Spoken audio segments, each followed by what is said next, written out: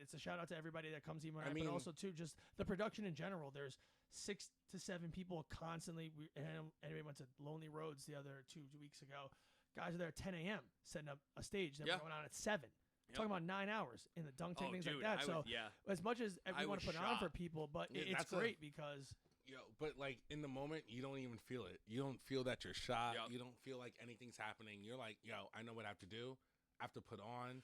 I have to make this happen. So typically a show for us, and even a show for us, like a regular show, is long compared to most DJs, right? Mm-hmm. Most DJs will show up, they'll bring a console. And they bring their hard drive, they stick something in, they start, and they walk off. Bang! That's it, I'm done. You worked an event. We work, typically we will set up 2 hours early. We'll get to a place 2 hours early. We will set up the truss. We will set up the lighting. We know everything we need to set up, and we bring 100%. Mm-hmm. Most places don't, most people will not do that. That's just insane. That's insane to bring your own lighting, to bring your own video, to bring your. I think that comes to what you're trying to do. That's mastery in itself. And that was literally what I was about to say. I think that's mastery of the stagecraft. So, I have 2 questions now. What is mastery to you? Simplify it, right? That is a great question. That's a really good question. That's a solid question. Yeah. I think mastery to me is being able to do something so well that it just becomes muscle memory, that it just becomes a part of who you are, and not so much the kind of wanting to do it, right? You've wanted to do it for so long, and you've practiced every single piece of that for so long that now you know how to do it so well that you don't even think about it. And I think you could walk in. I think you could DJ, for example, knowing you for many years. I think you could DJ if you walked in with your own coffin yourself, or if you walked in with nothing. If somebody said, as you were a patron, "Hey, I need a DJ." Kind of somebody's, I need a doctor. I need a DJ. You don't care what decks are up there. You got it. Boom. Next question. But what's real funny? This is his first episode, so he's being asked the same question. Got him. No. Ken, what is mastery? So mastery to me, and being around 2 talented people in general. Thank you. No problem. Mastery to me is kind of the same realm what Brian said, but the other aspect I talk about it is I understand you need 10,000 hours or something to truly master it, but if other people are coming to you for advice, whether it's small or big, it's what program are you using? Oh my gosh, where'd you get those lights? Where'd you get that truss? Oh my gosh, you got set up in 20 minutes. If somebody else is coming to you asking for you advice, and you're at the pinnacle of whatever you're doing and you feel like it's muscle memory, that feels like mastery to me. Maybe I haven't been doing it for 10,000 hours, but I may be the newest person in a job or a role, and I may know more than when people are asking me. So I feel like that's mastery because I'm showing those people the right way to do it, and if they're asking me, they respect me enough in that realm is where I come to that. So there would be a lot of people that would come to these shows that would say, oh, maybe these guys aren't putting enough effort in, but that's not true because there's nothing but lights. It's new promos, it's new video. So when we started, okay, so we started with nuts. If someone is gonna if someone's trying to figure out what he's talking about with 10,000 hours, I had to look it up while he was speaking.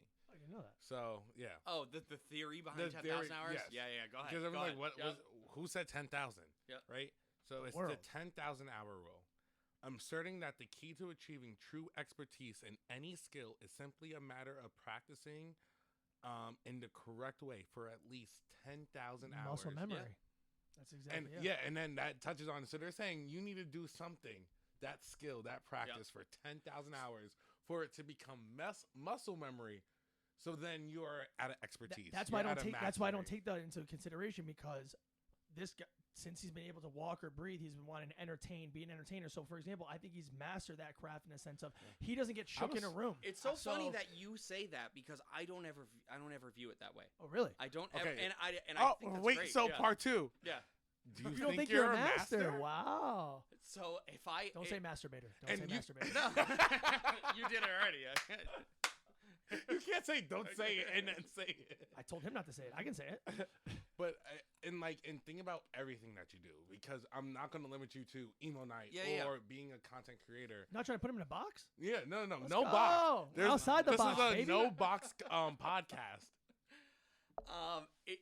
if I am thinking specifically about the things that I do, like looking back in on myself, I think the thing that I have mastered, the thing that I've spent 10,000 hours on or more is music production specifically. Specifically, like looking at Logic Pro, which I've used forever, I think that I've spent more hours in Logic than anything else. And I think that if I were to look at the time added up, it would easily be 10,000. How much you pay for sessions? It might be 20. It might be 20,000. But like the time that I've spent in that program is, for some reason, the biggest one that I've done. I think that I've probably I don't know if I'm there yet. Maybe close. I might have hit it already. I just might not know. Final Cut is the other one. Like those two. See, those two softwares, I feel like that's what I'm a master in, and like everything else.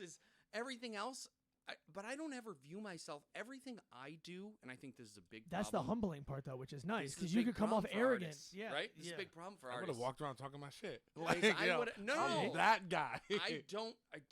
I think I suck. I think I suck at everything. I think I'm not the best DJ. I think I am not the greatest performer.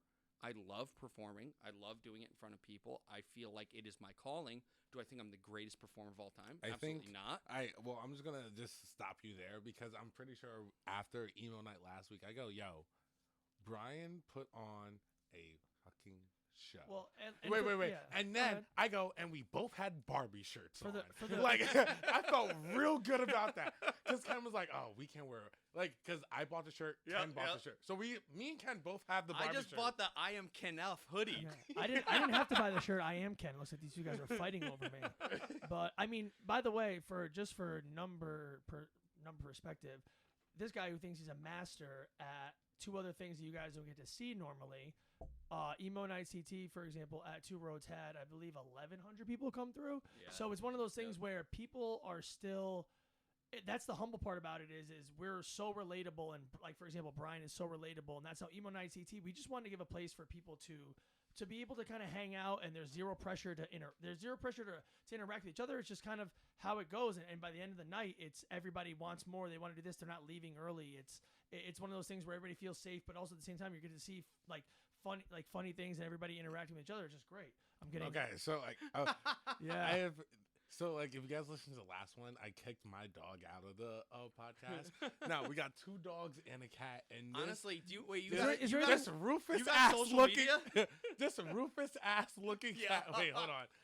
This is what you need for the social media. Just for the people at home who can't see it, right now I've got we got a Rufus-ass, a naked mole-rat-ass cat. A naked cat on Where's me, Kim Possible, AKA dude? Sphinx, my guy. Call me, beat me if you want to reach me. What is this? But it's just all on top of Ken. I'm telling you, Nick, he's coming your way. I'm getting I know he's coming. I promise you. I mean, the podcast, if it ends abruptly, it's just gonna coming. I'll be honest. I think I might be the low key. I might be the dunce of the Emo Night squad. I mean, in the first promo, I was the one doing my part on a toilet. And now you did do that. Whoa. Yep, there is a video out there about Emo Night. Please, it's the first commercial we ever did. Go to YouTube. I'll be and honest, find it wasn't bad. I'll be honest. I know of someone who knew Ken was a part of Emo Night and immediately brought it up. Immediately, like, oh wait, weren't you the one sitting on the toilet in the video? And I go, you're like, hey, Ken's telling me the story after. I'm like. That's some heavy digging. That is some female FBI stuff. Yeah, that's some stuff. Like class you were A. that guy. Yeah. I mean, I felt comfortable enough, I guess, to get on there. But no, I mean, that was out of my comfort zone. So I don't know. I really just appreciate the way that Emo Night brings a lot of people out of their comfort zones. I have a lot of people hit me up once a month. They're like, yo, what's up with Emo Night? Like, where is it at? Where are we going? This and that. And it's fun because it's just a fun way to throw it back to people. But also, too, it does show some creativity of everybody involved. And it does take a lot. Like I said, people were there for 7-8 hours before the show even starts. And also, too, the breakdown's a little bit much. And those mosh pits kind of hurt. But, I mean... All right, let's be honest. Ken said it in the beginning, right? He was like, oh, I was a little hurt after Emo Night. Now... This man, the dogs are active. Ran into the mic. The dog and the cat are all active. Get out of here. Go. Get upstairs. Go. Yo, we woke up the next morning and Ken had he already had shin splints. 2 broken toes. He had shin splints going into Emo Night. And decides to Ken on stage and do whatever. Ken slid off that subwoofer like 4 times. So tell the foam daddy to stop spraying them. And then we woke up the next morning. He goes, "Yo, I think my foot is broken." We look at it. His toes were gone, like literally destroyed. I go, "Yeah, that's for you falling off the damn amp." This is what I'm doing for you guys at Emo Night. The crowd's too big. But no, I mean, also too though, you know, it was a funny creative difference I think in the group a little bit. We were doing once a month, but we were doing Friday versus Saturday. And what's interesting was like Saturdays is more of that party, bro out college, you know what I mean, night. And like, you know, we're not trying to nail that. We're trying to nail the nostalgia, the people who want to come out, make a whole trip of it. And like I said, there's a lot of bars who have opened their doors to it, and they've had no problems. They've had a lot of fun. Yeah. Like, which is kind of cool. I mean, I don't know. We just try to show a fun time for some people. And like I said, all the other guys and girls that are involved are absolutely amazing. And they're the reasons why we can also do that. All right. So what I do want to do, though, is give this man his credit. He says he's a content creator. So let's talk about that for a little bit. Just a little bit. I mean, I don't have 90,000 followers. I mean, not everyone can be that guy. I guess. Okay. Yeah. I mean, so I'll be honest. I went through your Instagram today. I go, damn, he posts videos. So it's so funny that there's like 2 Brian Blackmores. Like, I'll be honest. I think I followed you. They're kind of weird.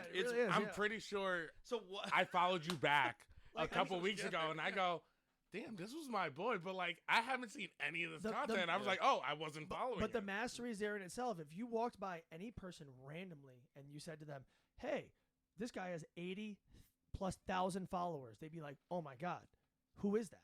Like you know what I'm very proud of? I'm very actually happy for the hype that you know what I'm very proud of is not a single one of those are purchased. I don't want to throw any shade, but like it was something that just happened.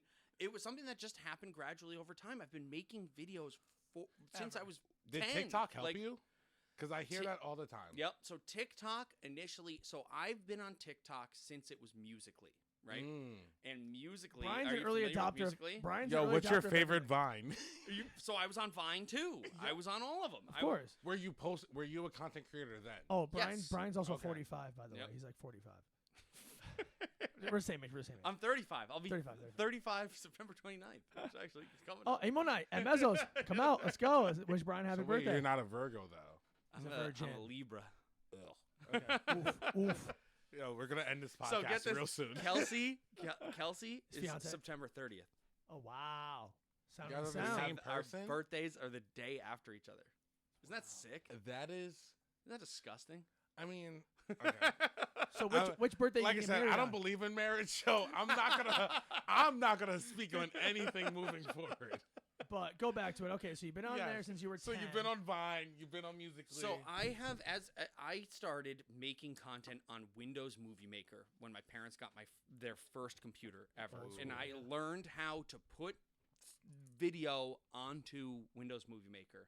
And I made the worst videos. I had this one video. But you had fun my doing sister, my sister, if you ask her what her favorite Brian Blackmore video is, she's going to tell you it was Fish Boy. And Fish Boy was this 4-frame cartoon that I drew as a child, and it was a man and a fish, and he walks up to this fish standing up. The fish is also standing up. I may need to rename. I may rename this episode of Fish Boy. And the man Mastering points. Fish Boy. Attempting to Fish Boy. The man points at the fish and he goes, "You're weird," and he bends over and he farts on the fish. Was that the original Spider-Man meme? You're weird. I mean, and that's Fish Boy. Okay. Does this video that still video exist? does not exist anymore. So the original channel that I made as a kid was called Fruit Salad 22, and I made that channel. Me and my friends had this joke about fruit salad. Like, where is this? Who do I need to contact? You can't find it. Bro, I've tried to find all these videos. I've tried to find all of them from when I was a kid, and I can't find them. These are on YouTube? Deleted them, yeah. Oh, we are contacting Fruit Salad Google. 22. Yes. find this. YouTube.com Find this. /free Find code. this archived account. Someone find this and send me these videos. Because it's archived somewhere. It's got to be